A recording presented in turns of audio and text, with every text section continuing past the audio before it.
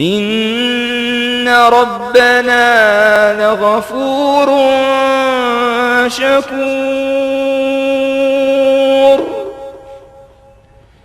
الذي أحلنا دار المقامة من فضله لا يمسنا فيها نصب ولا يمسنا فيها لغوب الذي أحلنا دار المقامة من فضله لا يمسنا فيها نصب ولا يمسنا فيها لغوب صدق الله العظيم. توانا و عالم برجسته کشور پاکستان حضرت علامه مولانا سید عبدالمجید ندیم صاحب هستند که استدعا میکنم با 3 تکبیر روح‌پرور از ایشون استقبال بفرمایید.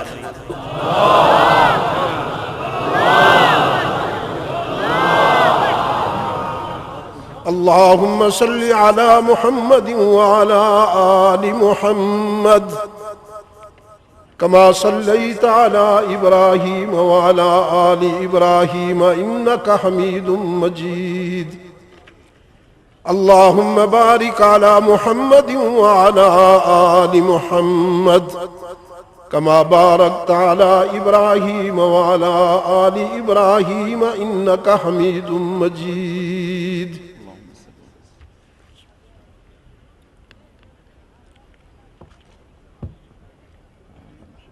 میزبان محترم،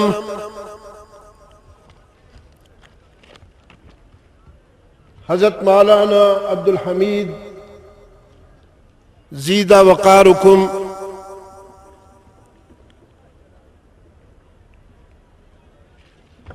جانشین مفکر اسلام،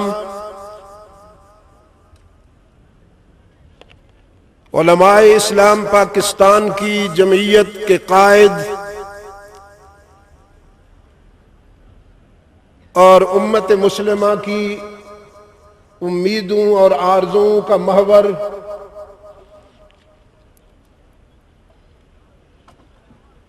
حضرت مولانا فضل الرحمن زیدہ حیاتکم، عزیز مکرم مولانا عبدالغفور حیدری و دیگر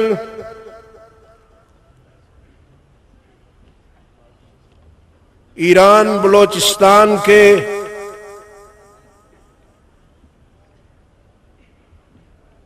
ارباب علم و حکمت، دوستو، عزیزو، آج 9 اگست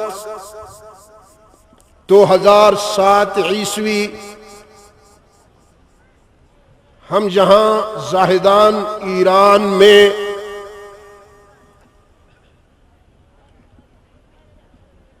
آپ کے اس مایہ ناز گلشن علم و حکمت کی سالانہ فکری اور نظریاتی تقریب میں دعوت و تبلیغ کی نسبت سے جمع ہیں۔ بسم اللہ الرحمن الرحیم وبه نستعین ولا حول ولا قوة الا باللہ العلی العظیم حسبنا اللہ ونعم الوکیل۔ سخنران محترم،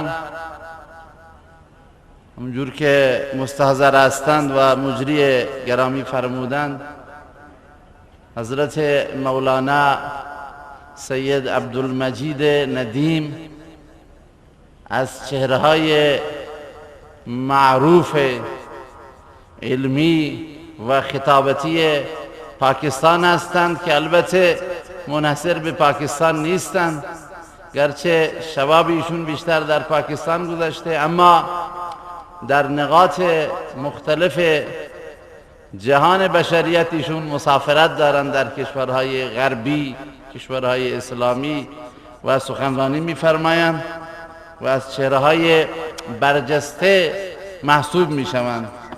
مهمان گرامی نیاز به معرفی ندارند، چون نواره‌ها و کاسیت‌های سخنرانی ایشون در خیلی از خانه‌ها جای خود را باز کرده است و خیلی از جوان آشنا هستند با ایشون، مخصوصا اهل علم و کسانی که با فرهنگ و زبان اردو بیشتر آشنایی دارند. به هر حال از ایشون خیلی محظوظ و مستفید گشتند. اکنون ایشون تشریف آورده به دعوت دارالعلوم زاهدان اینجا، لذا ما همه از وجود ایشون داریم مستفید میشویم. اما قرار بر اینه که با توجه به اینکه ایشون سخنرانیش روان باید بشه و یه سبک خاصی دارن، قرار بر اینه که خلاصه صحبتهایش به عرض عزیزان رسانده بشه تا اینکه ما مانع بین شما و بین احساسات ایشون نشویم. به هر حال خلاصه سخنانی که ایشون فرمودند، یه آیت تلاوت فرمودند و یک حدیث. الله سبحانه و تعالی می فرماید ای مردم، نزد شما آمد از جانب پروردگارتان پندی، یعنی قرآن مجید، شفایی است برای آنچه در دلهای شماست و هدایتی است برای شما و رحمتی است برای شما. این قرآن مجید برای مؤمنین. و رسول مکرم اسلام می فرماید این قرآن همان کتابی است که الله تعالی به وسیله این قرآن مجید خیلی ملت ها را برجسته می کند و به مقام بلند می برد و به مرتبه های بلند مشرف می کند و بعضی ها را سقوط می دهد. یعنی آنانی که به این قرآن تمسک می جویند آنها را خداوند عزت می بخشد و آنانی که قرآن را رها می کنند آنها را خداوند پست می گرداند. میزبان محترم حضرت مولانا شیخ الاسلام مولانا عبدالحمید حفظه الله و مولانا فضل الرحمن و مولانا حیدری و علمای دیگر را ایشون خطاب می کنند. می فرماید امروز ما در زاهدان خوشحالیم که در این گلشن گرانمایه علم و حکمت به مناسبت جلسه سالانه فارغ التحصیلی جمع شویم و این سعادت را داریم که در خدمت شما باشیم.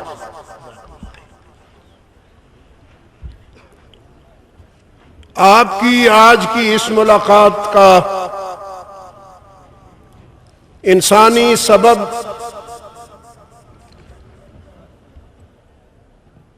हज़रत मौलाना फजलुर रहमान ज़ीदा हयातहू और अजीज़ मुकर्रम मौलाना अब्दुल गफूर हैदरी साहब हैं। उनके हुक्म पर मैं अपनी अलालत के बावजूद और नकाहत के बावजूद चला आया हूँ। दिली मुसर्रत महसूस कर रहा हूँ। आपके अंदर अपने आप को देखकर और आपके चेहरों से चमकती हुई दीनी उखुव्वत को देखकर अल्लाह आपके इस जज्बे को नजर बद से बचाए, आपको इससे ज्यादा अपने दीन के साथ वाबस्तगी और लगन अता फरमाए। कुरान करीम से जो हिस्सा मैंने तिलावत किया उसका फारसी में तर्जमा हजरत मौलाना ने कर दिया जो मेरे तर्जुमान बने हुए हैं, और इरशाद नबवी का तर्जमा भी उन्होंने कर दिया। लेकिन कुरानी आयत से जो मैंने हदफ मुतअय्यन किया है आज की गुफ्तगू के लिए, जहां तक मेरी समझ में आया, चूंकि फारसी को समझता तो हूं, उन्होंने اس ہدف پر زیادہ توجہ نہیں فرمائی، اب وہ توجہ کریں گے، میں درخواست کر رہا ہوں۔ قرآن کریم پند شیریں بن کر آیا ہے از جانب خدائے ما، موعظہ حسنہ یعنی پند شیریں، رحمہ برائے مؤمنین و ہدایہ برائے انسانیہ، برائے آدمیت، و شفاء لما فی الصدور، و برائے امراض قلب شفاء تامہ از جانب خدائے ما۔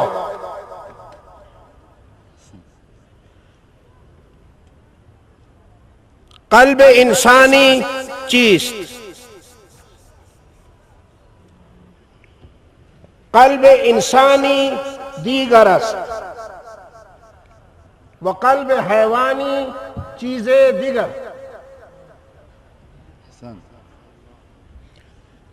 قلب حیوانی آن است کہ در سے ما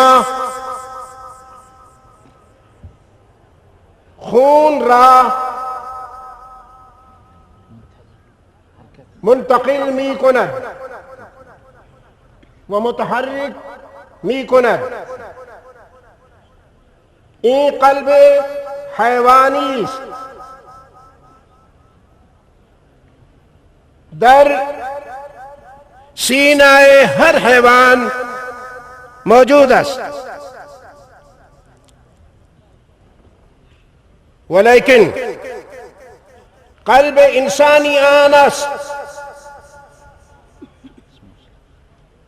کہ مجموعہ احساسات است، از جانب قلب آن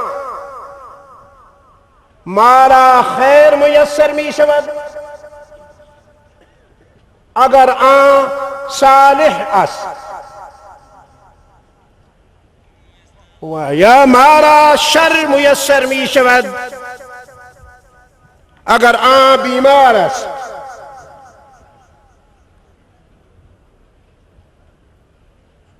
كما قال قائدنا الأعظم رسول الله صلى الله عليه وسلم: إن في الجسد بضعة إذا صلحت صلح الجسد كله وإذا فسدت فسد الجسد كله۔ قلب انسانی در جسد انسانی، غالباً میں فارسی کے ساتھ زیادتی کر رہا ہوں، آپ نہیں اچھا ہے، بہت اچھا ہے، فارسی خوب ہے نا، فارسی سب کے میں مجہول کہتا رہے ہیں کہ آپ ترجمہ نہ کریں، مجھ سے یہ کہہ رہے ہیں میں یہاں ہوں، بات یہ ہے، کوئی اصطلاح وغیرہ ہو تو بات یہ ہے کچھ میں ضعیف، دیکھو جی عبد ضعیف ہوں، کچھ میں کوشش کروں گا مجہول بولوں گا، یہ میں پہلے ہی بتا دیتا ہوں، اعتراف کر دیتا ہوں، کچھ آپ مہربانی فرمائیں کہ گوارا کر لیں۔ مقداری شما تحمل کنید، مقداری کوئی اصطلاح ہو تو در حقیقت قلب انسانی در جسد ما، قلب ما در جسد ما GHQ است، جنرل ہیڈ کوارٹر است، و این جسد ما را حکم می دهد و جسد ما حکم قلب ما اطاعت می کند۔ قلب مرکز فرماندہی ماست می فرماید۔ جزاکم اللہ۔ دیکھیے ایک جملہ، تو قرآن کریم قلب انسانی کے لیے نسخہ شفا بن کے آیا ہے۔ قرآن مجید برای قلب انسانی نسخه شفا از جانب الله و پند شیرین از جانب الله. بس نسخہ شفا بن کے آیا ہے. اجتہاد نہ کیجیے، بس نہیں، انصاف کیجیے.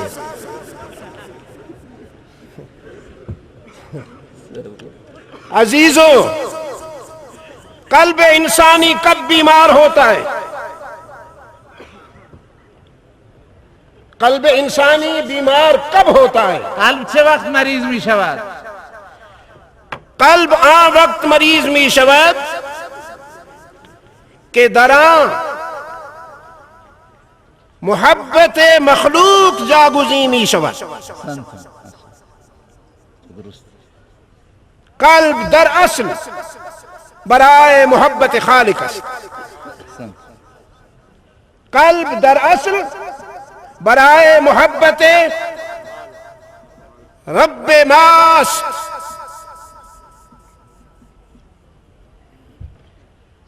لیکن جب اس میں دنیا کی محبت آ جائے تو پھر یہ بیمار ہو جاتا ہے. حب الدنیا رأس كل خطيئة وهكذا حب الله تعالى رأس كل خير رأس كل حسنة. فهمیدید؟ بله بله فهمیدم. جزاکم اللہ خیر. لا تحب الدنیا، ضرورت دنیا چیز دیگر. من از ضرورت دنیا انکار نمی کنم. ضرورت دنیا چیز دیگر و این رواست. و از رب العالمین ما طلب می کنیم ربنا آتنا فی الدنیا حسنه وفي الآخرة حسنة. دنیا قبل، آخرت بعد.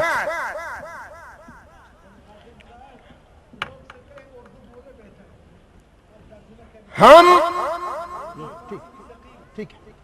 ثقیل ہے، بالکل صحیح ہے. ہم اللہ سے دنیا طلب کرتے ہیں کہ یا اللہ ہمیں دنیا میں عزت عطا فرما، محتاج کسی کا نہ بنا. دنیا میں بھی ہمیں عزت عطا فرما اور آخرت میں بھی کامیابی عطا فرما. تو ضرورت دنیا سے انکار نہیں ہے، حب دنیا خطرناک ہے. لا تحب الدنیا فتکونوا من الخاسرین. دنیا سے محبت کرو گے تو نقصان اٹھاؤ گے.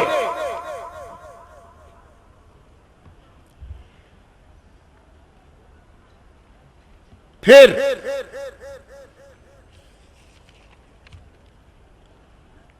فطرتاً بھی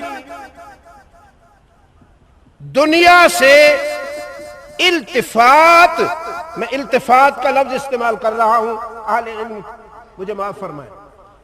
دنیا سے التفات یہ فطرت میں ہے. اعوذ باللہ من الشیطان الرجیم، بسم اللہ الرحمن الرحیم. زین للناس حب الشہوات من النساء والبنین والقناطیر المقنطرہ من الذهب والفضة والخيل المسومة والأنعام والحرث ذلك متاع الحياة الدنيا والله عنده حسن المآب. یہ تو فطرت ہے. ہم اللہ سے دعا مانگتے ہیں آتنا فی الدنیا حسنہ، لیکن جب دل میں دنیا مطلوب نہ بنے، محبوب بن جائے تو خطرناک ہوتا ہے. مطلوب میں اور محبوب میں فرق ہے، فرقس بسیار فرقس در مطلوب و محبوب. دنیا مارا مطلوب است ومارا محبوب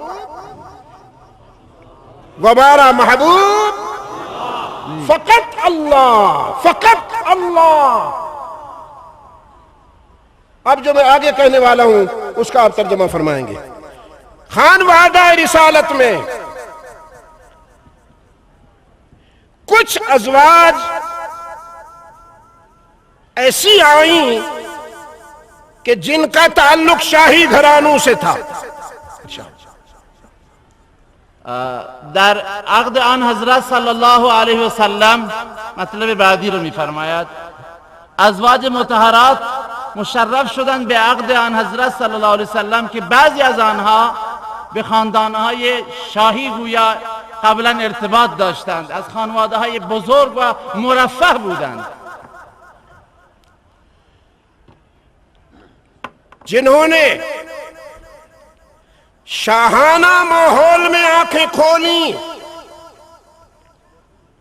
اور سونے کے برتنوں میں خورد و نوش رہا. ادھر آئیں تو یہ خانوادہ فقر پایا. وہاں لال و یاقوتیاں کھا رہی تھیں اور یہاں فاقوں سے واسطہ پڑا. تو کبھی کبھی وہ وقت یاد آ جاتا تھا، اور ماضی کا کوئی لمحہ یاد آنا جرم تو نہیں ہے، انسان کی فطرت ہے. وہ اپنے ماضی کو کبھی کبھی یاد کر لیتا ہے، بے ساختہ بھی یاد آ جاتا ہے، یہ جرم تو نہیں ہے. لیکن نسبت بہت عظیم تھی، جن کے رتبے ہیں بلند، جن کے رتبے ہیں سوا، ان کی سوا مشکل ہے. تو اللہ کو یہ بات بھی پسند نہ آئی کہ ازواج مطہرات رسول اکرم صلی اللہ علیہ وسلم کے خانوادہ اقدس میں رہنے والی عورتیں اپنے شاہی دور کو یاد کیوں کرتی ہیں. تو دو ٹوک انداز میں اللہ نے اپنے محبوب سے کہا کہ ان سے کہہ دو. اس کا ترجمہ کرو. می‌فرماید زنانی ازواج مطهراتی که مشرف شدند به عقد آن حضرت صلی الله علیه و سلم اینا کسانی بودند که در دوران گذشته چشم در ناز و نعمت باز کرده بودند.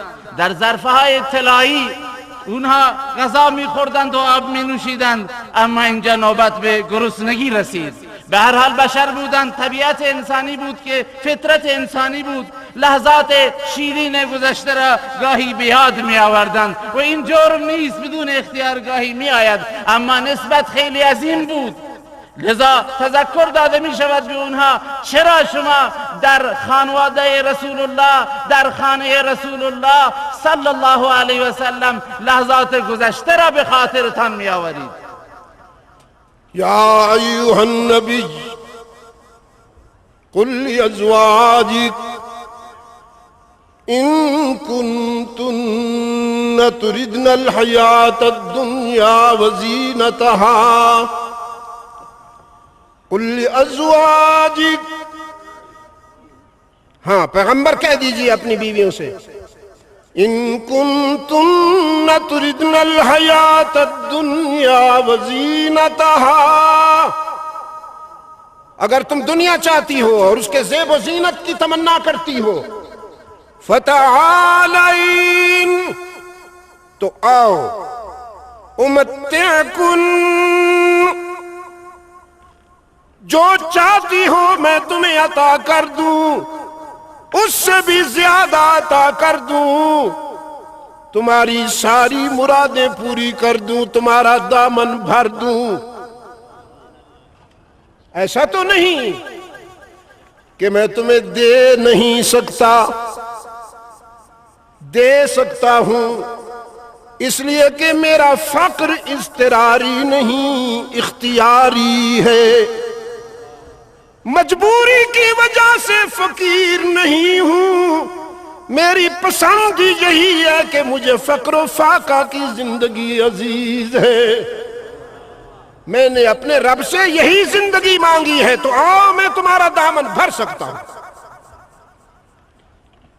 آیه را قرائت فرمودند با صدای دلنشین خودشون. ترجمه خلاصه آیه اینه که ای پیغمبر بگو به ازواج مطهراتت، بگو به زنان که اگر شما میخواهید زندگی دنیا را بگو بیایید، اشکال نداره، من قادر هستم، میتوانم دامن شما را پر کنم از ناز و نعمت، بدهم به شما آنچه که میخواهید، افزون بر آن بدهم، اما مسئله چیزی دیگر هست.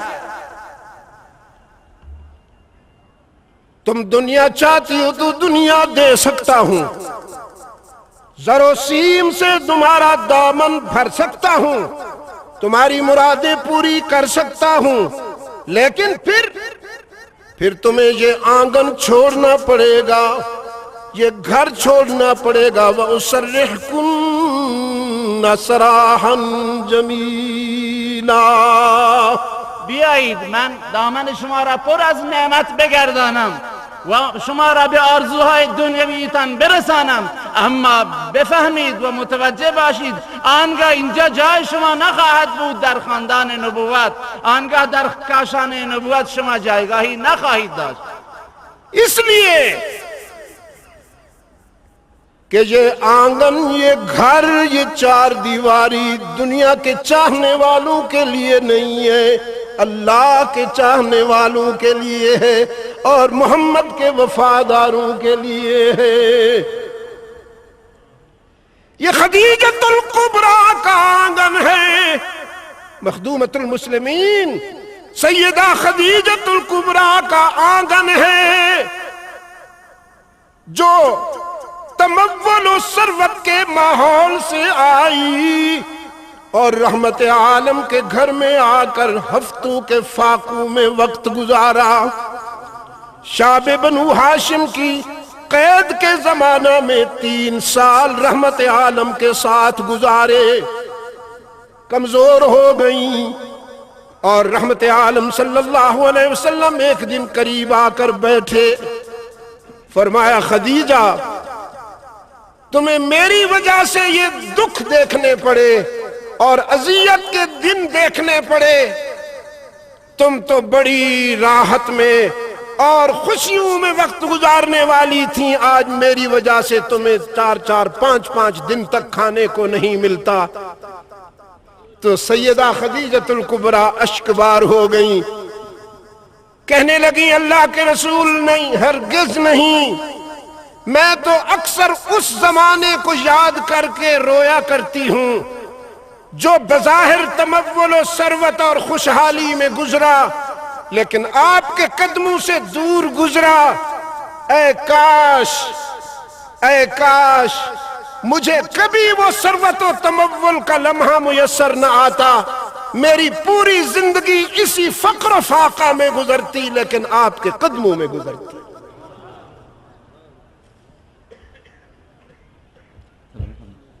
بله، حضرت اللہ سبحانہ و تعالی فرمود به ازواج مطهرات که این خانه خدیجة الکبریٰ است. خدیجة الکبریٰ مخدومة الامه کسی بود که 3 سال در شیب بنی طالب، در شیب ابی طالب ایشون در گرسنگی گذرانید 3 سال. این خانه خدیجه است. خدیجه کیه؟ میدونید خدیجه کیه؟ خدیجه کیه؟ آن است که روزی حضرت رسول الله صلی الله علیه وسلم او را طلب کرد، گفت خدیجه به خاطر من متحمل رنج و اذیت شدید، به خاطر من مشکلات دیدید، گرسنگی تحمل کردید. ای خدیجه اشکبار گردید. خدیجه گریه شروع کرد، گفت خیر یا رسول الله، من آن روزهای رفاه را یاد می آورم، روزهای ناز و نعمت را یاد می آورم، روزهایی که در نعمت بودم. ای کاش آن روزها و آن لحظات در قدمهای شما سپری می شد و این برای من سعادت بود. این موبایلی ها گزارش میرسه از ته صفحه که اینا زیاد فیلم میگیرن، فیلم داره گرفته میشه، مزاحم صفحه میشوند، بلند میشوند، مزاحم شنوندگان عزیز میگردن. خواهش میکنم وقار جلسه و اجتماع را مراعات بفرمایید. جزاکم اللہ خیر. پنجرے میں جو پرندہ ہوتا ہے، یہاں بھی ہوتا ہے پنجرے میں، جی جی ہوتا ہے. پنجرے میں پرندہ تڑپ رہا تھا، فرما دیں بله قفس. پرنده در قفس دارد پریشان می شود، نگران می شود. بله لوگوں نے سمجھا قید سے گھبرا کر تڑپ رہا ہے، لیکن کسی صاحب نظر نے اس کی بے قراری کو سمجھ لیا کہ یہ قید سے گھبرا کر نہیں بے قرار ہو رہا، بلکہ شکاری اتنا محبوب ہے کہ یہ اس احساس میں بے قرار ہو رہا ہے کہ میں روز اول سے اسی پرندے میں کیوں نہیں ہوں، میری وہ زندگی کسی کام کی نہیں ہے جو پنجرے سے باہر گزر گئی، اے کاش کہ میں روز اول سے اسی پنجرے میں ہوتا. پرنده داخل قفس بیقراره، بیننده از دور فکر میکنه که این پرنده ناراحته و آرزوی بیرون رفتن را داره. پرنده پرپر میزنه نه به این خاطر که روزهای گذشته آزادی جنگل را بیاد میآورد، بلکه بیقراره که چرا من قبلا در این قفس می آمدم و در قفسی که در خدمت این شکارچی محبوب است، چرا من روز اول با این نپیوستم و اینجا مقید او نگشتم. نال از بحر رہائی نکند مرغ اسیر، نال از بحر رہائی نکند مرغ اسیر، نال از بحر رہائی نکند مرغ اسیر، خرد افسوس زمانے کے گرفتار نشد، خرد افسوس زمانے کے گرفتار نشد. مخدومت المسلمین سیدہ خدیجہ فرماتی ہے میرے محبوب جو کچھ رکھا ہے تیرے قدموں میں رکھا ہے، تیرے قدموں سے نکل کر دنیا میں کیا رکھا ہے.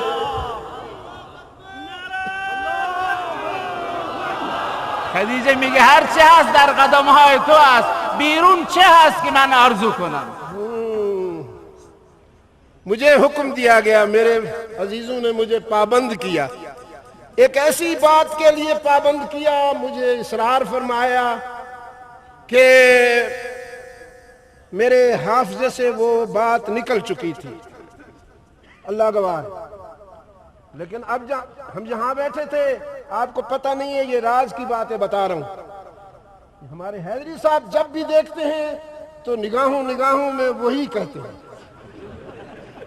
اور ہمارے امیر المومنین صاحب جب بھی دیکھتے ہیں تو نظروں میں جو وہی کہتے ہیں. میں نے اللہ سے دعا مانگی، مدد کن یا خدا ہمارا مدد کن.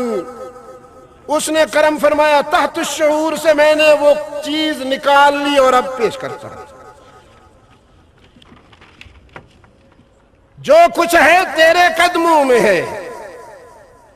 ہاں محبوبم، جو کچھ بھی ہے تیرے قدموں میں ہے. تیرے قدموں کے بعد کیا رکھا ہے دنیا میں؟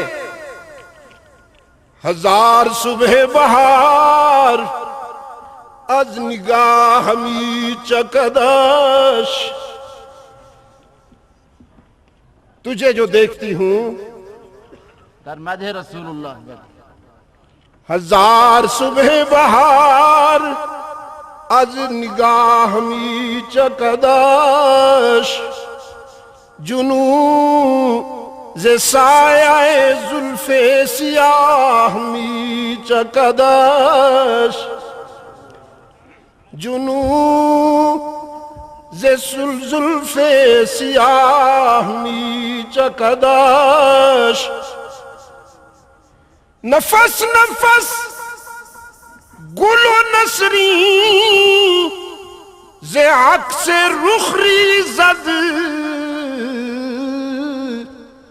سبد سبد گل خندان ز راہ می چکدش سبد سبد سبد گل خندان ز راہ می چکدش بپیشگاہ جمالش بپیشگاہ جمالش جلال سر بسجود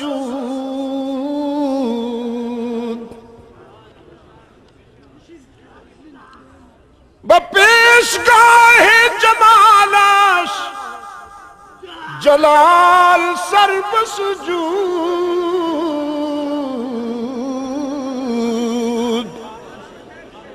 بپیشگاہ جمالش جلال سر بسجود تیری کلندری کے حضور سکندری بھی سرنگوں نظر آتی ہے تیری کلندری کے حضور سکندری بھی سرنگوں نظر آتی ہے بپیشگاہ جمالش جلال سر بسجود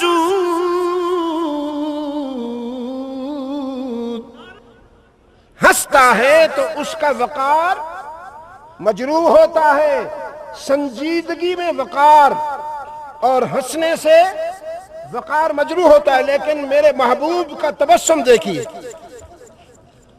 بپیشگاہ جمالش جلال سر بسجود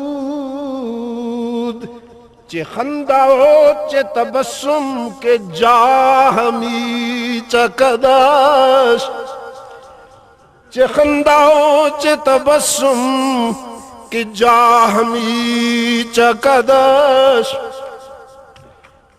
صدا آفتاب بزیر گلیم می رخشد ز دل کے فقر چه گویم که ماہ می چکدش ز دل کے فقر چه گویم که ماہ می چکدش نظر کنید ببخت بلند بے وزنے یعنی خدیجہ ام المومنین سیدہ خدیجہ الکبریٰ رضی اللہ تعالی عنہا جو بیوگی کی زندگی گزار کر آئی تھیں خزاں کے دور سے گزر کر آئی تھیں کہ بہار کی منزل مل گئی نظر کنید ببخت بلند بیوازنے کہ از کنار غریبش چه ماہ می چکدش اور مخدومت المسلمین سیدہ عائشہ فرماتی ہیں رضی اللہ عنہا زلیخا کا بھی یوسف تھا میرا بھی یوسف ہے زلیخا کا یوسف دیکھنے والیاں انگلیاں کاٹتی رہیں ایمان نہیں لائیں اور میرے یوسف کو دیکھنے والے پہلے ایمان لائے پھر گلے کٹوا دیے بله مخدومت المسلمین عایشه صدیقه می فرماید بله زلیخا هم یوسفی داشت و من هم یوسفی دارم یعنی محمد رسول الله صلی الله علیه وسلم آنجا زنان دیدند ایمان نیاوردند اما انگشتانشان را قطع کردند اینجا ایمان میارند اولا نخست ایمان میآورند و بعد گردن را قطع میکنند در راه الله به شهادت میرسند از عشق رسول الله صلی الله حسن یوسف دم عیسیٰ ید بیضا داری چنانچہ خوباں ہمہ دارند تو تنہا داری. درود بر محمد و آل و اصحاب محمد. درود بر محمد و بر آل و اصحاب محمد. ان کنتن تردن الحیات الدنیا وزینتها فتعالین امتعکن وأسرحكن سراحا جميلا. وإن كنتن تردن الله ورسوله والدار الآخرة وإن كنتن تردن الله ورسوله والدار الآخرة فإن الله أعد للمحسنات منكن أجرا عظيما. دو راستے ہیں، ان دو راستوں میں سے ایک راستہ چن لو. ایک راستہ حب دنیا کا ہے اور دنیا کی زیبائش و آرائش کا ہے، اور دوسرا راستہ حب اللہ اور حب محمد کا ہے لیکن فقر و فاقہ کا ہے. تو ان میں سے جو راستہ پسند ہو چن لو. دنیا چاہتی ہو یا اللہ اور اس کے رسول کی محبت چاہتی ہو؟ تو ساری ازواج مطہرات نے بیک زبان جواب دیا، ہم صرف اللہ اور اس کے رسول کی محبت کو چاہتی ہیں. ہمیں اللہ اور اس کے رسول کی محبت چاہیے اور اسی میں ہم زندگی کا ہر سانس گزاریں گی.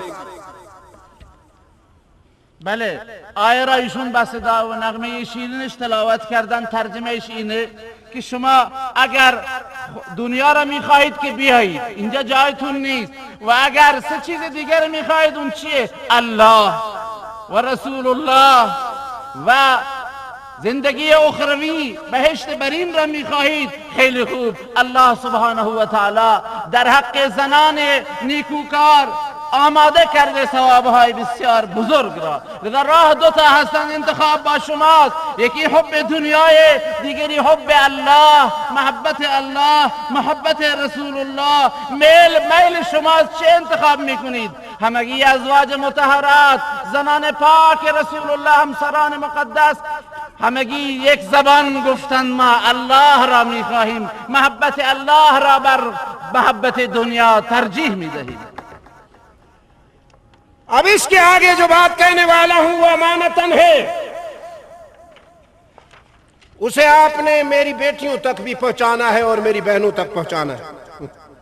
سخن بعدی را من به شما میگویم امانتی هست، شما هم به مادران من و دختران من آن را ابلاغ بفرمایید. یا نساء النبی لستن كأحد من النساء إن اتقيتن فلا تخضعن بالقول فيطمع الذي في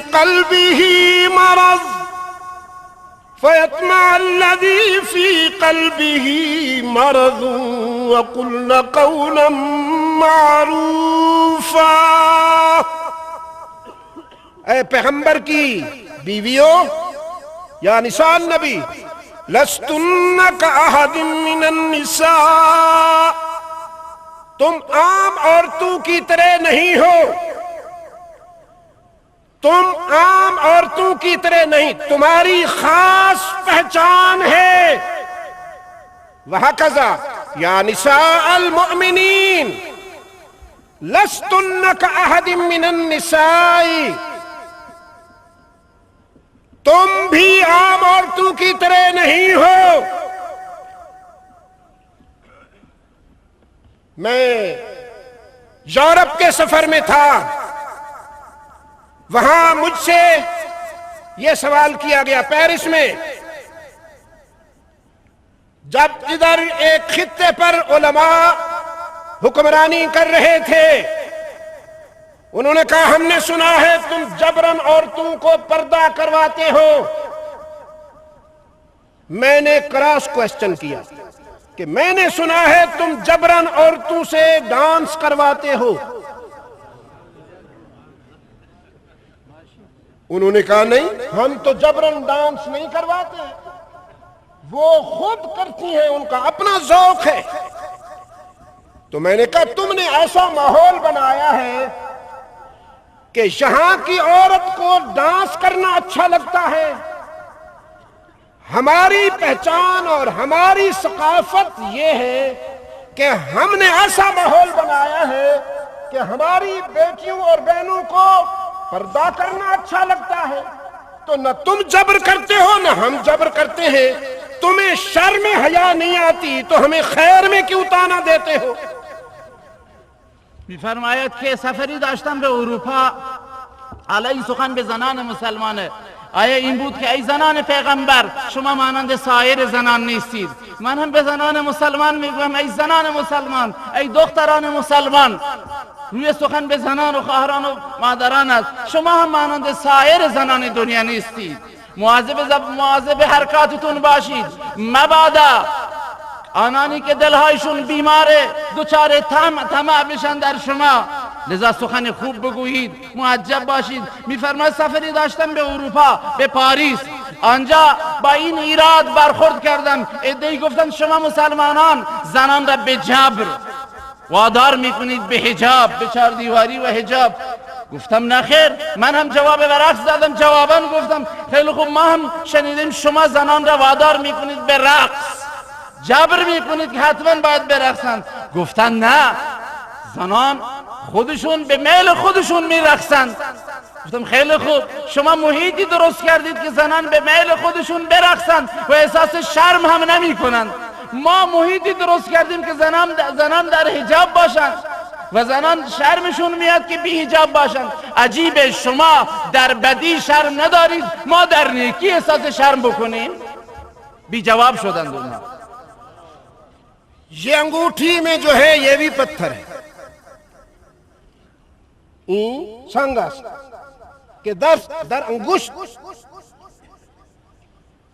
میداریم و آہم سنگس که در پای شما ریزہ ریزہ می شود. دونوں پتھر ہیں، یہ بھی اتنا قیمتی نہیں ہے، ایک پتھر اس سے بھی زیادہ قیمتی ہوتا ہے. ان کا قبیلہ ایک ہے، دونوں پہاڑ میں ہوتے ہیں، لیکن ایک انگوٹھی میں سجتا ہے، زیور میں لگتا ہے، تاج میں سجتا ہے، اور ایک پتھر پاؤں میں کچلا جاتا ہے، روڈ پہ کٹا جاتا ہے، آگ میں جل کر چونا بنایا جاتا ہے. ہیں تو دونوں پتھر، لیکن ایک پتھر کو عزت ملی، دوسرا رسوا ہو گیا. میں نے مغرب والوں سے کہا تم عورت کو پتھر بنا کر رسوا کر چکے ہو، رقص و سرود کی محفلوں میں ڈانس کروا کے اور ٹریڈ مارکیٹ میں شو پیس بنا کر رسوا کر چکے ہو. تمہارے نزدیک عورت رسوا ہونے والا پتھر ہے، اور اسلام عورت کو ہیرے کا مقام دینا چاہتا ہے. اسلام کے نزدیک عورت کی عزت، عورت کی ناموس اور عورت کا وقار ہیرے سے بھی زیادہ ہے، اور تم عورت کو پتھر سے بھی زیادہ رسوا کر چکے ہو. میفرماید باز به اروپایی ها گفتم نگاه کنید، مثال دادم برای اونها، انگشتری در انگشتری نگین هست، این نگین از سنگ دیگه، یه سنگی اینه، از این هم قیمتی تر هست، الماس هست. باید یه سنگی اونه که در خیابانه، اون سنگ ریزه ریزه میشه، تبدیل به آهک میشه، سیمان میشه، پایمال میشه و خار میشه، ذلیل میشه. اما این سنگ چیه؟ این سنگ معززه، این سنگ پوشیده میشه. من به اونها گفتم نگاه کنید، این هم زن، ما هم زن داریم، شما هم زن داریم، اما شما زنان را قبیله یکیه، اصل یکیه، اما شما اونها را خار کردید، شما اونها را برای تبلیغات تجاری دارید استفاده میکنید، عکسهای اونها را تو تابلوها میزنید همه ببینن، اونها را خار و ذلیل میکنید. اما ما اونها را وقار میدیم، عزت میدیم، مقام میدیم، جایگاه میدیم. محفوظ اس چیز کو کیا جاتا ہے جو قیمتی ہوتی ہے، اور جس کی کوئی قیمت نہیں ہوتی وہ سرعام پڑی ہوتی ہے۔ ہماری پہچان ایران کے دوستوں، دینی عزیزوں اور بھائیوں، ہماری پہچان، ہماری شناخت، ہماری ثقافت ہمیں عزیز ہے جس طرح کسی اور کو اپنی پہچان اور ثقافت عزیز ہے۔ میں اپنی بہنوں اور بیٹیوں تک آپ کے ذریعے یہ پیغام پہنچانا چاہتا ہوں کہ آپ کی ثقافت، آپ کے تمدن کی بنیاد مخدومۃ المسلمین سیدہ خدیجۃ الکبریٰ ہے، آپ کی پہچان سیدہ فاطمہ زہرا ہے رضی اللہ تعالی عنہما۔ ہائے کہ فاطمہ زہرا رضی اللہ عنہا جب اس دنیا سے جا رہی تھیں، رحمت عالم صلی اللہ علیہ وسلم کی وفات کے 6 مہینے بعد انہوں نے دنیا چھوڑ دی، تو بستر علالت پر اپنے رفیق زندگی کو بٹھا کر حسنین کریمین سرہانے کھڑے تھے، فرمانے لگیں علی اولاً زندگی کی رفاقت میں اگر کہیں مجھ سے کوئی کوتاہی ہوئی ہو تو مجھے معاف کرنا، کہ مجھے ابا حضور کا یہ فرمان یاد ہے، انہوں نے مجھ سے فرمایا تھا فاطمہ خیال کرنا، اپنے خاوند کو، اپنے شوہر کو ناراض کر کے آؤ گی تو میرا باپ ہونا بھی تمہارے کام نہیں آئے گا، خیال کرنا۔ اگلی بات یہ ہے کہ میرے بعد میں اجازت دیتی ہوں شادی بھی کرنا، تفرد خطرناک ہوتا ہے، شادیوں کی تو اجازت دے رہی ہوں، لیکن میرے حسنین کو اپنے بستر سے جدا نہ کرنا، انہیں اپنے بستر پر ہی سلانا۔ اور تیسری بات یہ ہے کہ میری موت کی خبر مدینہ میں میری تدفین کے بعد دینا، جب مجھے دفن کر چکو میری تدفین میں، تجہیز میں، تکفین میں میرے گھر کے افراد شرکت کریں، بس صرف سلمان فارسی کو اجازت ہے، اس کے علاوہ کوئی باہر کا فرد شرکت نہ کرے، گھر کے افراد شرکت کریں، اور میری موت کی خبر مدینہ میں میری تدفین کے بعد دی جائے۔ سیدنا علی رضی اللہ عنہ اشک بار بیٹھے تھے، فرمانے لگے بنت پیغمبر تیری کیا کوتاہی ہوگی کہ میں معاف کروں، میں تو تیرا ممنون ہوں، کوتاہی تو میری کہ میرے گھر میں تجھے چکی پیسنے کے سوا کیا کرنا پڑا، برتن تو نے دھوئے ہیں، کپڑے تو نے خود دھوئے ہیں، آنگن تو نے خود صاف کیے ہیں، چکی تو نے خود پیسی ہے، کھانا تو نے خود بنایا ہے، مجھ سے کوئی خدمت نہ ہو سکی، مجھے معاف کر کے جانا، لیکن یہ بتاؤ کہ تیری موت کی خبر تدفین کے بعد کیوں دوں، پہلے کیوں نہ دوں کہ سارا مدینہ شرکت کرے تیرے جنازے میں؟ سیدہ فرمانے لگیں علی میں نے پوری زندگی کوشش کی کہ میری چادر پر کسی غیر محرم کی نظر نہ پڑے، اب چاہتی ہوں کہ میرے کفن پہ بھی کسی غیر محرم کی نظر نہ پڑے۔ یہ میری ثقافت ہے، یہ میری شناخت ہے، یہ میری پہچان ہے، میں اپنی شناخت کو باقی رکھنا چاہتا ہوں، میں اپنی پہچان کو باقی رکھنا چاہتا ہوں، میں مغرب کی تقلید نہیں کرنا چاہتا، خنزیر کھانے والوں کو اور الکحل کے قطروں پر جینے والوں کو بتا دینا چاہتا ہوں کہ اگر تم یہ سمجھتے ہو کہ ہم امت مسلمہ کو پٹری سے اتار کر اپنے پیچھے لگائیں گے تو یہ تمہاری غلط فہمی ہے۔ مسلمان گناہگار ضرور ہے لیکن محمد عربی کا غدار نہیں ہے، یہ گناہگار ہوتے ہوئے بھی رحمت عالم سے وفا کرے گا انشاءاللہ۔ خلاصه سخنان جناب سیدی اینه که ما خودمون شناختی داریم، فرهنگی داریم، تمدنی داریم. شما این پیام را به دخترانم به مادرانم ابلاغ بفرمایید. فرهنگ ما برای ما عزیزه، اساس فرهنگ ما زندگی خدیجه الکبرای، اساس فرهنگ ما تمدن ما زندگی فاطمه الزهرا است.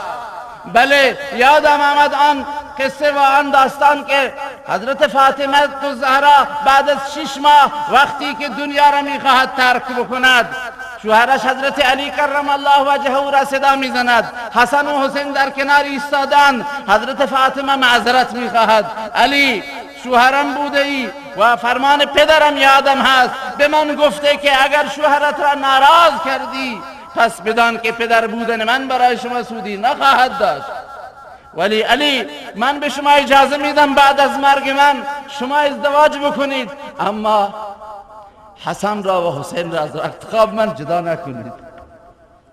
البته خبر مرگ مرا بعد از دفن من منتشر بکنید. علی چشمانش اشکبار بود، گفت به فاطمه شما هیچ کوتاهی نکردید اما من کوتاهی کردم. شما گندم را آرد کردید، لباس شستید، غذا پختید، خدمت کردید، شما مرا معاف کنید، من چیزی نکردم. اما بگو ای بنت رسول الله چرا خبر وفاتت را بعد از دفنت من ابلاغ بکنم، منتشر کنم؟ گفت بله علی سر اینه، فلسفه اینه که در زندگی کوشیدم نگاه نامحرم به چادر من نیفتد. آرزوی من اینه که نگاه نامحرم به کفن من هم نیفتد. حاصل بتو در وصف زهرا می سراید. بله مجرائے تسلیم را حاصل بطول،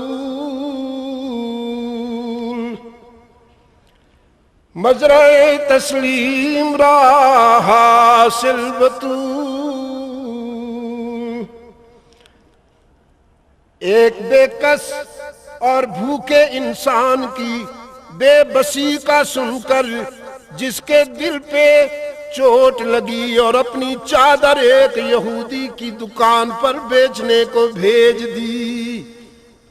ہاں بنو سلیم سے ایک بوڑھا بارگاہ رسالت میں حاضر ہوا، اسلام قبول کر لیا، رحمت عالم نے اسے گلے لگا لیا، پھر پوچھا اپنے قبیلے میں کوئی جائیداد چھوڑ کر آئے ہو؟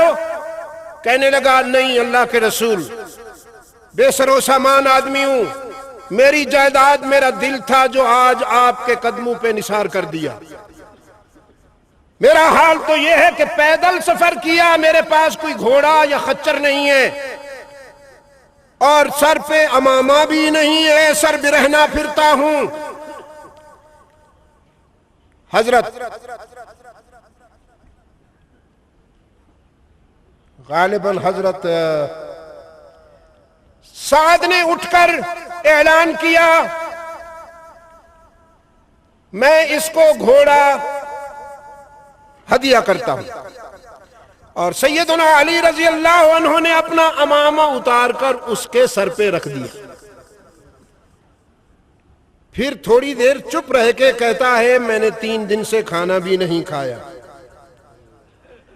رحمت عالم خاموش ہو کر خاموشی کی زبان سے فرمانے لگے یہ سلسلہ ادھر بھی یوں ہی چل رہا ہے، ہم نے بھی کئی دن سے کھانا نہیں کھایا۔ لیکن سلمان فارسی سے کہا سلمان اس کا ہاتھ پکڑ کر لے جاؤ اور مدینے میں جا کر اعلان کرو یہ ضیف رسول اللہ ہے، کوئی اس کو کھانا کھلا دے۔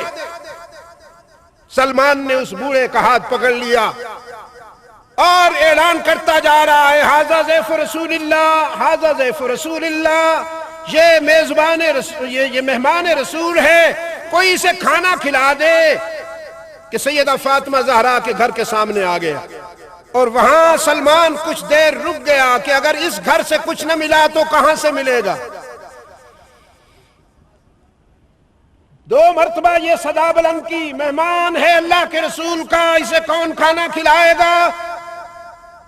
سیدہ کے گھر سے سلمان کو بلایا گیا، اور سیدہ نے اپنی چادر دیتے ہوئے سلمان سے کہا، یہ یہودی ہے نا شمعون یہودی، اس کی دکان پر لے جاؤ اور اس کو بیچ دو، اس کے بدلے میں کچھ آٹا ملے گا وہ لے آؤ، میں کھانا بناؤں اور اپنے ابا حضور کے مہمان کو کھانا کھلاؤں۔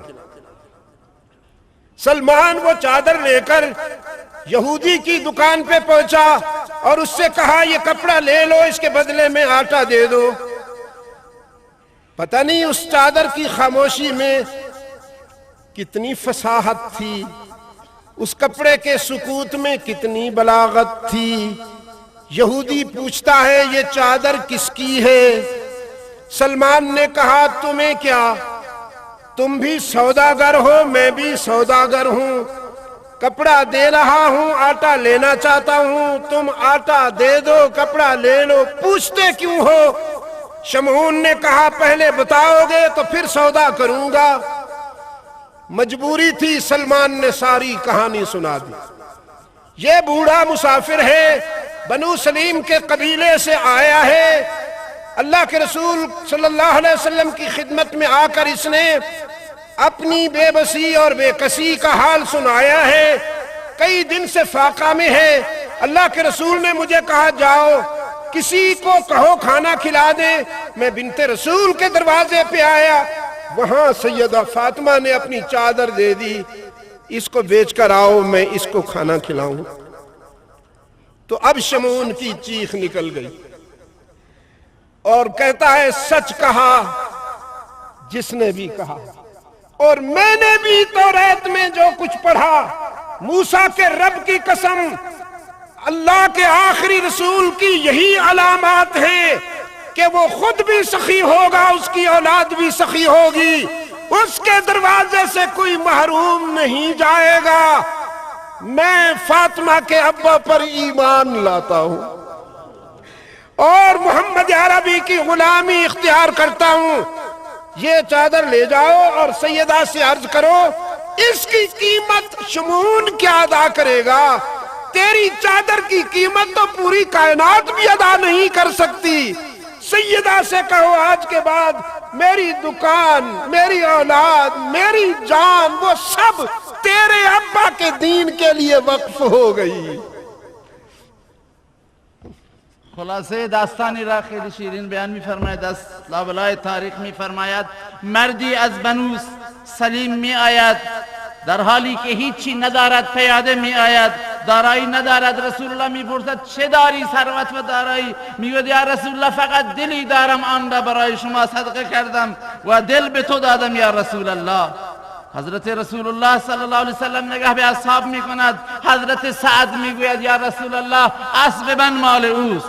حضرت علی کرم الله وجهه عمامه خود را از سرش برمی‌دارد و بر سر آن فقیر می‌گذارد.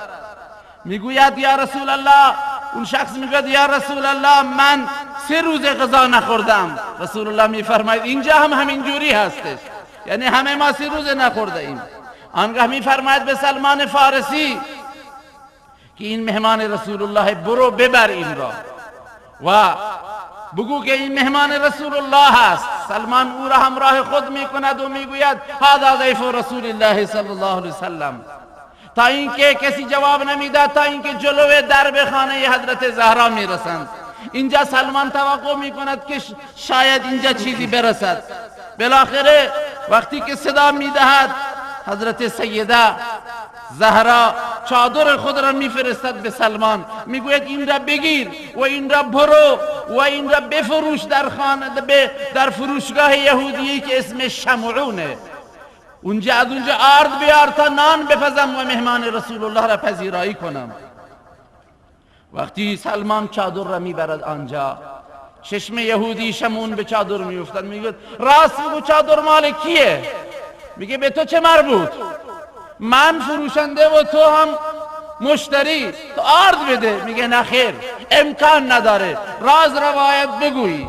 وقتی میبیند که راهی نیست میگوید قصه را، کل قصه را بیان میکنه، داستان را که اینجور مردی آمد و اینجور رسول الله مرا فرستاده و اینجور با ظاهر اینجوری واقعی پیش آمده. میگوید که از قدرت شمعون خارجه، فریاد برمی آورد این شمعون یهودی، فریادش بلند می شود و میگوید از قدرت شمعون خارجه و از عهدهش بر نمیاد که قیمت این چادر را بدهد. لذا من در تورات خوندم قسم به رب موسی که این پیامبر سخی خواهد بود، بخشنده و مهربان خواهد بود و اولادش و فرزندانش نیز این چنین خواهند بود. قسم به رب موسی که من این را خواندم و من ایمان می آورم بر کسی که پدر صاحب این چادر است، یعنی رسول الله صلی الله علیه وسلم. برو این چادر را با احترام ببر، این چادری که خاموش اما صدا داره، فصاحت داره، گویا سخن میگه. برو این را به سید تحویل بده و بگو از امروز من غلام آن حضرت صلی الله علیه وسلم هستم، مغازم، زندگیم، جانم، مالم همه‌اش فدای پدر شما رسول الله صلی الله علیه وسلم است. ہاں یہ میری بنیاد ہے، یہ میری شناخت ہے. وَقَرْنَ فِي بُيُوتِكُنَّ وَلَا تَبَرَّجْنَ تَبَرُّجَ الْجَاهِلِيَّةِ الْأُولَى فَأَقِمْنَ الصَّلَاةَ وَآتِينَ الزَّكَاةَ وَأَطِعْنَ اللَّهَ وَرَسُولَهُ إنما يريد الله ليذهب عنكم الرجس أهل البيت ويطهركم تطهيرا.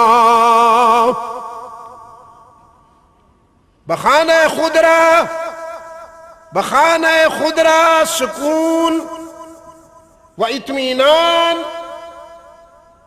حاصل کرو. اپنے گھروں میں بیٹھو، تم چراغ خانہ ہو، شمع محفل نہیں ہو. مسلمان کی ثقافت اور تمدن میں بیٹیاں گھر کی چیز ہوتی ہیں، بازار کی نہیں. وہ چراغ خانہ ہے، شمع محفل نہیں. بعد المشرقین ہے مغرب کے تمدن میں اور میری ثقافت میں.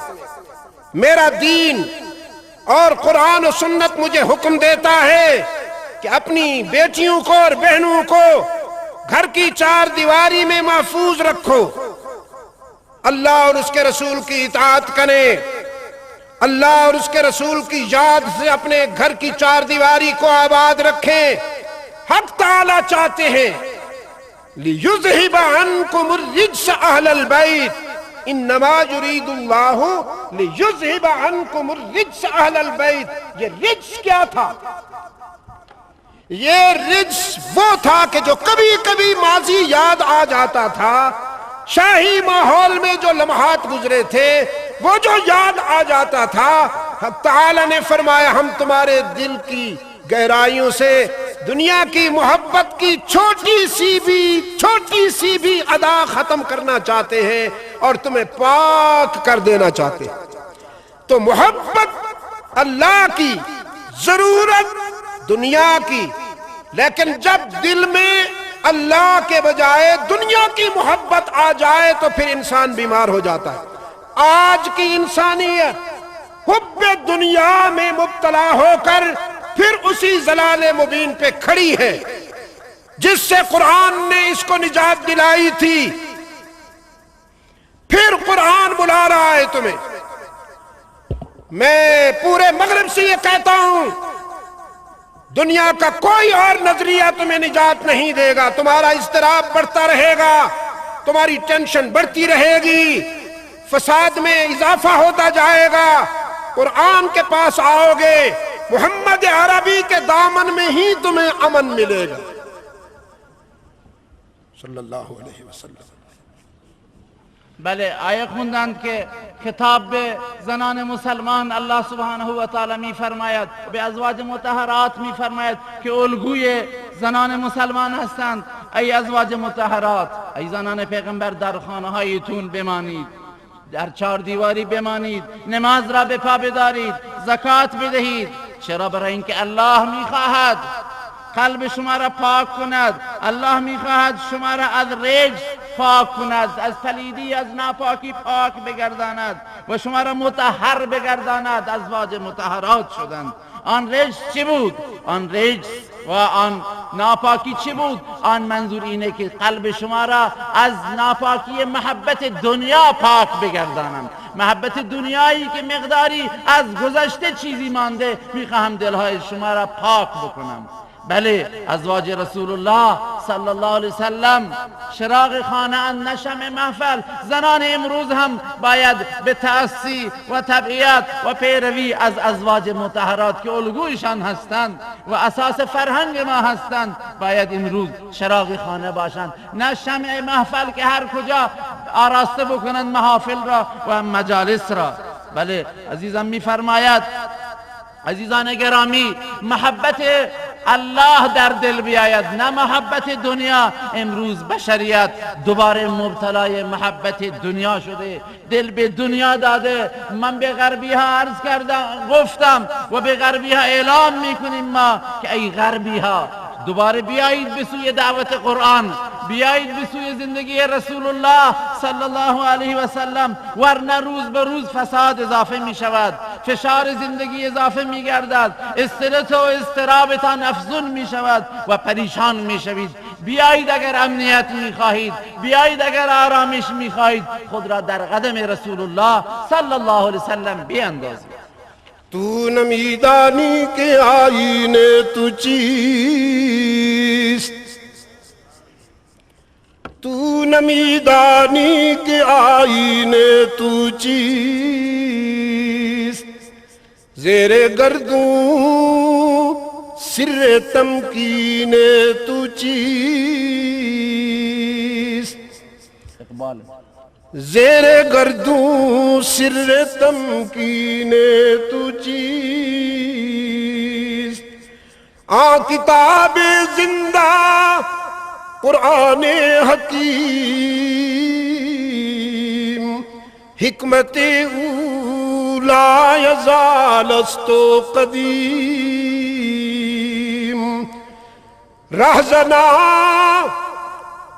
رهزنا از حفظ او راهبر شدن، از کتاب صاحب دفتر شدن.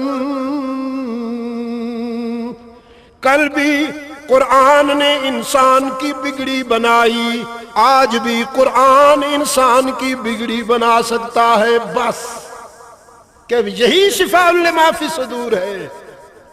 دیروز همین قرآن بود که انسان فاسد را، انسان تبهکار را نجات داد، او را اصلاح کرد و ساخت. امروز هم فقط در دامان قرآن و در پرتو قرآن امکان هست که این انسان دوباره به صلاح و درستی برسه.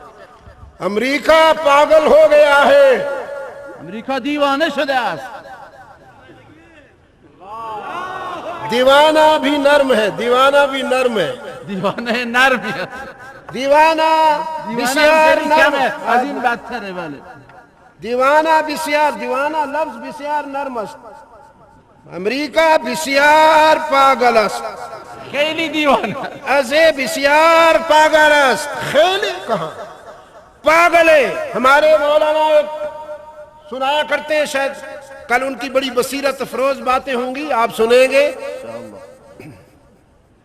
اور ان کا پیار دیکھیے. بیٹھے ہوئے میری باتیں بھی سن رہے ہیں.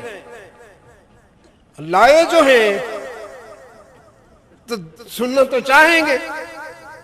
بیٹھے ہوئے یہ سنایا کرتے ہیں.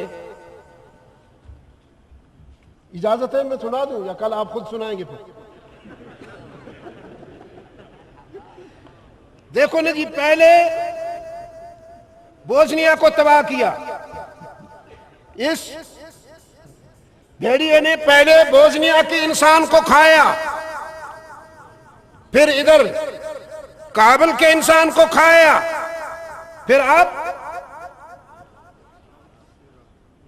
عراق کے انسانوں کو کھا رہا ہے۔ اور پچھلے دنوں یہ بھی کہا کہ ہماری جو تحقیقاتی ٹیمیں تھیں ان کی رپورٹ غلط تھی، ہمیں کوئی ایٹمی مواد نہیں ملا، عراق سے کوئی ایٹمی مواد نہیں ملا، حملہ پہلے سوری بعد میں۔ فرمایا دین امریکا خیلی دیوانه ای، از دیوانه هم میشه کلمه بالاتری باید گفت. خیلی دیوانه ای. دیروز انسانها را بر انسانهای شریف بوسنی حمله کرد و آنها را درید مانند گرگ. این گرگ درنده دوباره به کابل آمد، حالا بعد از کابل وارد عراق شد، گفت که بله اونجا پروژه های هسته‌ای هست و بمب های اتمی هست. حالا که تحقیق کردن میگه نه چیزی نیست.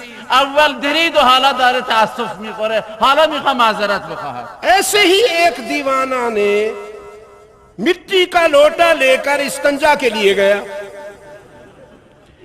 مٹی کے لوٹے کو جو زور سے زور سے رکھا تو وہ ٹوٹ گیا۔ جب اس کو استنجے کی ضرورت پڑی تو پانی تو سارا بہہ گیا تھا، تو لوٹے کو کہنے لگا تم گستاخ ہو، تمہیں شرم نہیں آئی؟ بزرگوں نے استنجا کرنا تھا، تم نے سارا پانی بہا دیا۔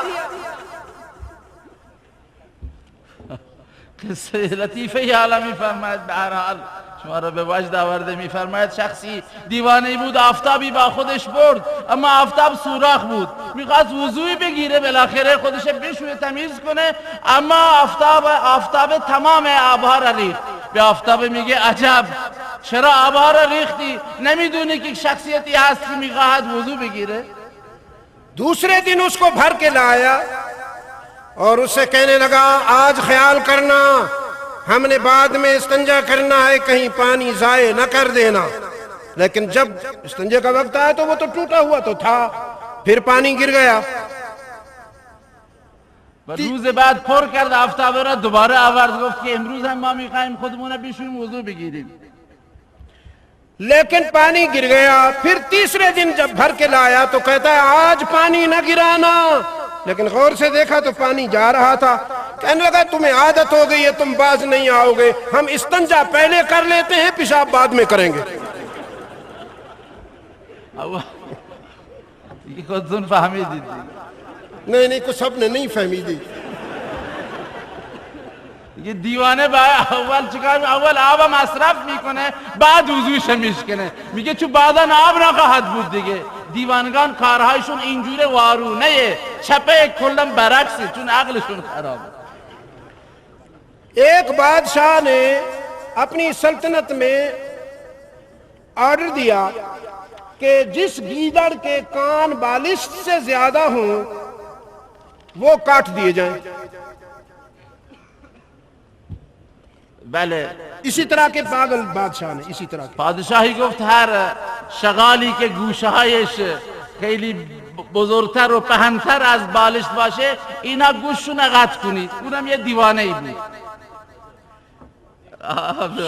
از یک وجه بیشتر باشه اونو باید قطع بکنید. ایک گیدڑ کو کیا کہتے ہیں؟ گیدر شغال. شغال. ایک شغال بھاگا، اس کی برادری نے قبیلے نے پوچھا کجا میں رفتی، کجا میں رفتی؟ اس نے کہا تم نے نہیں سنا بادشاہ نے کہا جس گیدڑ کے کان بالش سے زیادہ ہوں کاٹ دو؟ تو اس کے قبیلے نے کہا پھر تیرے کان تو چھوٹے چھوٹے ہیں، ہمارے کان بھی چھوٹے چھوٹے ہیں، اس میں گھبرانے کی کون سی بات ہے، تم کیوں بھاگ رہے ہو؟ ڈرے تو وہ جس کے کان بالش سے زیادہ ہوں۔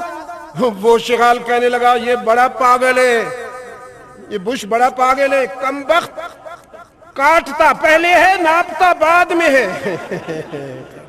گفت که بله این شغالم ترسیدن، گفت چرا میترسی، چرا ناراحتی؟ گفت که دستور داده پادشاه که هر کسی گوشش دراز اونا را قطع بکنید، مثلا به اندازه یه وجب باشه اونا را قطع کنید. و خیلی خوب، گوشای شما هم کوچک، گوشای ما هم کوچک، و ترسی نیست، چرا ناراحتی؟ گفت پادشاه خیلی دیوانه، اول قطع میکنه بعد اندازه گیری میکنه. تحقیقات آقای بوش و امریکایی‌ها و غربی‌ها اینجوری هستش.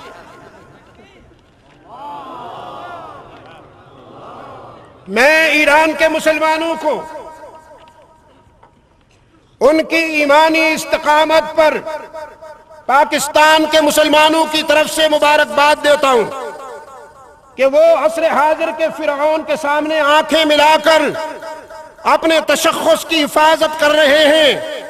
انشاءاللہ العزیز، انشاءاللہ العزیز سچائی جیتے گی اور جھوٹ کو شکست ہوگی۔ یہ ان کے پاگل پن کی علامت ہے کہ آئندہ صدارت کے لیے امیدوار کی زبان سے وہ الفاظ نکل رہے ہیں جو کسی ذی شعور انسان کی زبان سے نہیں نکل سکتے۔ وہ حرمین کو نشانہ بنانے کی دھمکی دیتا ہے اور کہتا ہے کہ ہم ابرہہ بنیں گے، ہم ان کے مقدس مقامات کو نشانہ بنائیں گے۔ آج کے اس اجتماع کے حوالہ سے اسے بتا دینا چاہتا ہوں کہ اگر کسی کو ابرہہ بننے کا شوق ہے تو اللہ کا لشکر موجود ہے ابھی تک عرفات اور منا کے درمیان، بلکہ مزدلفہ اور منا کے درمیان وادی محصر میں وہ ابابیل کروڑوں کی تعداد میں ابھی تک موجود ہیں جنہوں نے ابرہہ کے ہاتھیوں کو ریزہ ریزہ کیا اور عصف معقول کیا۔ آج بھی اگر کوئی قوت ادھر نظر اٹھانے کی کوشش کرے گی تو رب العزت اپنے گھر کی اور اپنے محبوب کے در کی حفاظت کرے گا۔ مسلمان امت مسلمہ کو، آج ہمارے امیر مرکزیہ حضرت مولانا فضل الرحمان صاحب نے بھی ایئرپورٹ پر کچھ جرنلسٹوں کو بات کرتے ہوئے یہ کہا تھا کہ اس دور میں امت مسلمہ کی بقا و سلامتی اور ان کی کامیابی کا راز اسی میں ہے کہ یہ سب کے سب متحد ہو جائیں، اپنی فروعی باتوں کو چھوڑ کر، فروعی اختلافات کو چھوڑ کر عظیم مقصد کے لیے اپنی مرکزیت کی تعمیر میں تاخیر نہ کریں، اپنی صف بندی کریں، شیرازہ بندی کریں۔ اگر باطل، اگر طاغوت جھوٹ کے لیے ایک ہو گیا ہے تو امت مسلمہ اپنے سچ کے لیے کیوں ایک نہیں ہوتی؟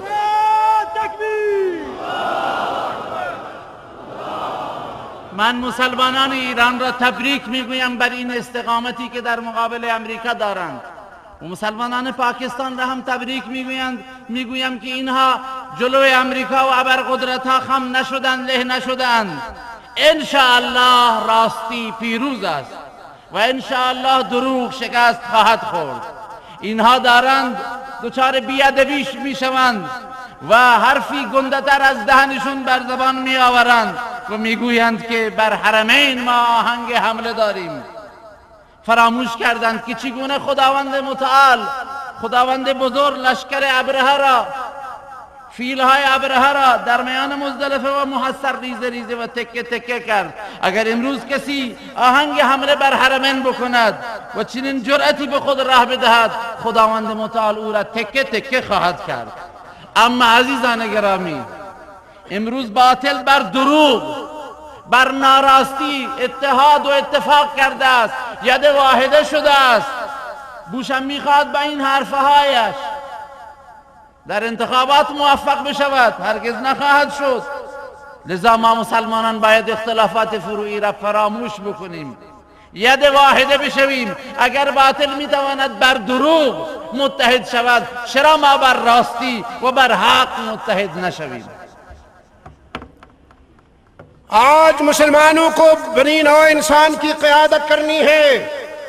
قرۂ ارض کا ہر انسان اس وقت بے قرار ہے، اسے نجات کا راستہ چاہیے۔ ایٹم سے نجات نہیں ملے گی، ایٹم انسانی مسائل کا حل نہیں ہے، ایٹم تو آگ ہے۔ امریکہ نے ایٹم بم بنایا اور قرآن نے امن کا پیغام دیا، الحمدللہ ثم الحمدللہ، ایٹم بم کا بانی کوئی مسلمان نہیں ہے، اس لیے کہ ایٹم بم آگ ہے اور اسلام آگ لگانے نہیں آگ بجھانے آیا ہے۔ میری تاریخ مظلومیت کی تاریخ ہے، مسلمان کبھی ظالم نہیں ہوتا، اور جب ظالم بن جائے تو مسلمان نہیں رہتا۔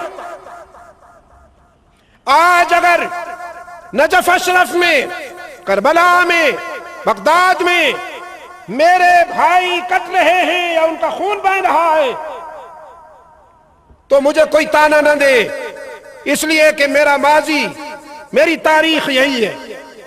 میں مظلومیت کی تاریخ رکھتا ہوں، غزوہ احد سے لے کر ذوالنورین تک، اور ذوالنورین سے کربلا تک، اور کربلا سے شاملی تک، اور شاملی سے بالا کوٹ تک میری مظلومیت کی تاریخ ہے۔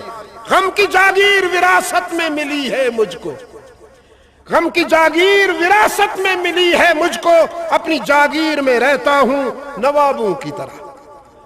اور وہ کیا کہا کسی نے کہ اہل حق کے خون سے آتا ہے تاریخوں میں رنگ، اہل حق کے خون سے آتا ہے تاریخوں میں رنگ، کربلاؤں سے ہے دین مصطفیٰ کی آبرو۔ اللہ ہمیں اپنے ماضی کے ساتھ عملی وابستگی عطا فرمائے۔